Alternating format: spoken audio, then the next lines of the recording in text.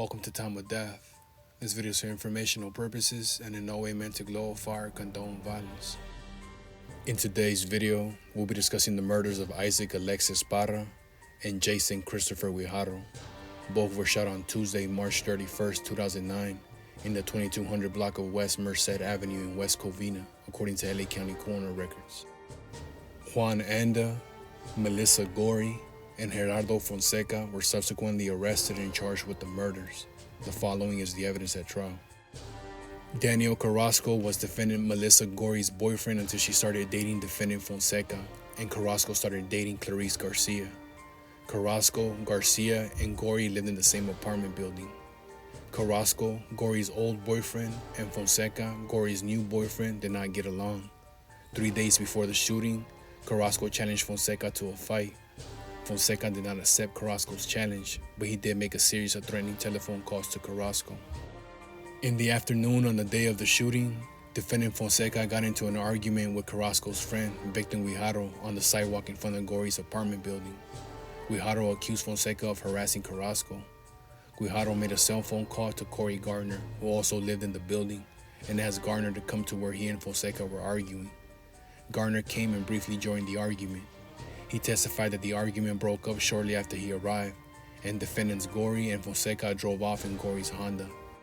Clarice Garcia testified that on the same evening, defendant Gorey telephoned Carrasco while he was with Garcia. Garcia got on the line and told Gorey to stop calling Carrasco. Gorey told Garcia, "I'm gonna beat your ass." Garcia responded, "Fine, come beat my ass." To which Gorey countered, "You're dead." Gorey called Garcia a bitch and repeated, "You're dead" several times. Just before the call ended, Garcia heard Gorey say, "Güero, let's go. Come on, Güero." The party stipulated that defendant Anda was known as Johnny Güero. After the call ended, Garcia and Carrasco joined victims Guijarro and Isaac Parra in Guijarro's van to smoke pot. The van was parked in front of the apartment building where Carrasco, Garcia, and defendant Gorey lived. Guijarro sat in the driver's seat, Parra sat in the passenger seat next to him. Carrasco and Garcia sat in the back seats. They had been sitting in the van for 10 or 15 minutes when defendant Fonseca drove by in defendant Gorey's Honda. Gorey was in the front passenger seat and her 2-year-old nephew was in the back seat. There is a conflict in the testimony as to what happened next. Carrasco testified that when he saw defendants Fonseca and Gorey coming down the street in Gorey's Honda, he told Victor Guijarro to drive away because he thought something was going to happen. Defendants Fonseca and Gorey followed them. Garcia, however, testified that when the Honda came down the street where the van was parked, Victor Guijarro started the van and began following the Honda. After a short time, Victor Guijarro pulled up next to the Honda and started shouting and cursing at defendant Fonseca and Gorey.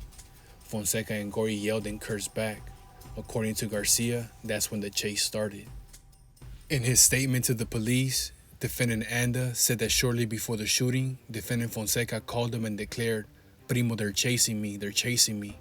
I don't know how many guys they are. I'm driving." Anda gave the police two different versions of his response to Fonseca. In the first version, he told Fonseca, "Well, drive into my driveway." In the second version, he told Fonseca, "Go to grandma's." And Fonseca responded, "We're right here by your house." Anda replied, "Fuck, man, why you gotta come to my house for?"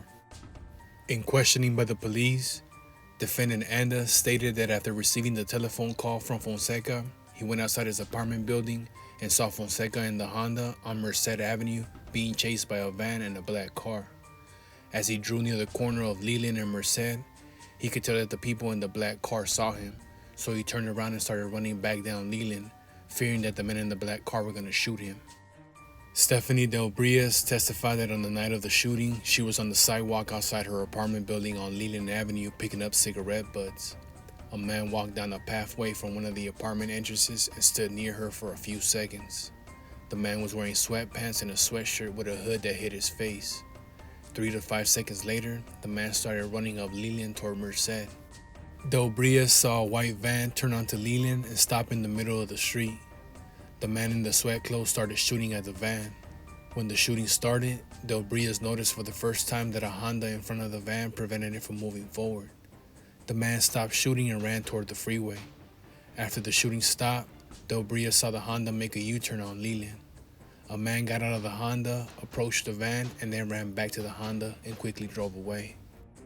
Victim Guijarro died from 2 gunshot wounds to the head. Victim Barra died from 3 gunshot wounds to the back. The police found no guns in the van. Defendant Fonseca made 3 telephone calls from jail. In the portions of the calls played to the jury, Fonseca stated that he was concerned that defendant Gory was going to break on him. He told his sister that if she breaks, I'm through, and told his mother to encourage Gory to be strong and not to break or say anything. Following the trial, the jury found defendants Juan Anda and Gerardo Fonseca guilty of the first-degree murders of Guijarro and Parra and guilty of conspiracy to commit murder. Multiple murder allegations and gun allegations were found true as to both defendants. The jury found Anda and Fonseca not guilty of the attempted murders of Carrasco and Garcia and of making criminal threats.